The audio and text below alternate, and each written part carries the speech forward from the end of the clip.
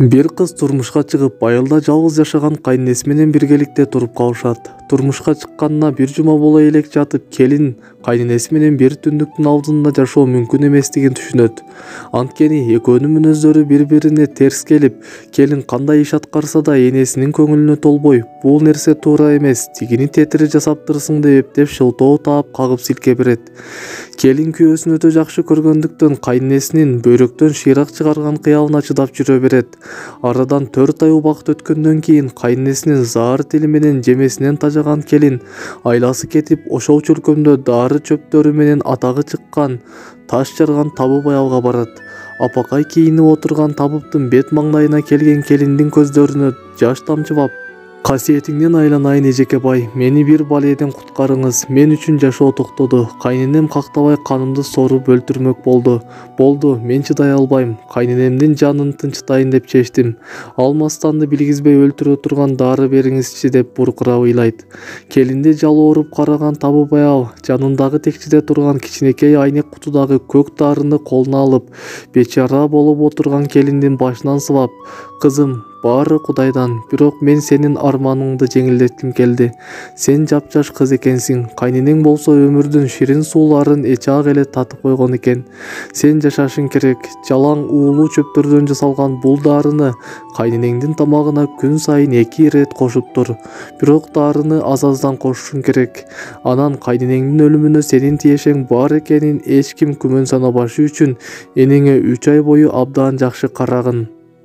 Анын айткандарын каяша кылбай аткарып, тилин угуп, жакшы көргөн тамактарын жасап берип, үстү башына көңүлдүү болуп карагын. Анан толук 3 ай өткөндөн кийин булуу таасирин берип, кайненең келбес чака ээк кагып кете берет, деп батасын берип узатат. Ал күнү келин үйүнө маңдайы жарыба сүйүнүп кубанычтуу келет.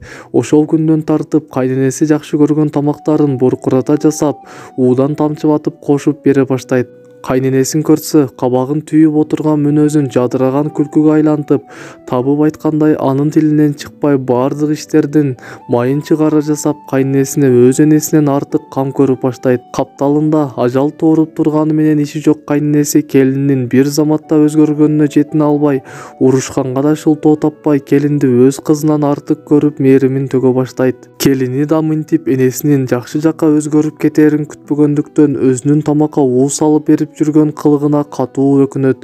Күндөн күнгө жылдыздары келишип, өз энесинде эркелетип, кеп кеңешин айтып турган кайненесин аз күндө уу дарынын айынан каза болоорун ойлоп эси чыгып коркот.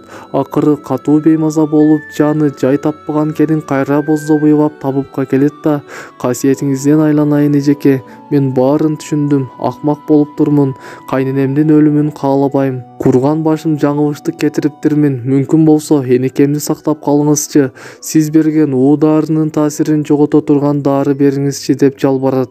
Келиндин жооругуна ыраазы болуп жылмайган табып: «Кызым, тура кой айланайын, мындан 2 ай мурда сага берген дары уу эмес болчу.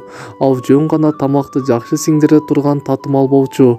Чыныгы уу дарыда эмес, сенин жүрөгүңдө болчу. Көрдүңбү, сен энеңе жакшы карап баштаганда ал дагы сени жакшы көрө баштады. Эгер сен адамдарга жакшы көрүнөм десең, анда сен өзүң биринчи ошол адамдарды жакшы көрүшүң керек экендигин эч качан унутпагын. Эми баары жакшы болот, анткени жүрөгүңдөгү уу тазаланыптыр» деген экен. Кимдир бирөөгө гүл сунган кишинин колунда милдеттүү түрдө гүлдүн жыпар жыты калат.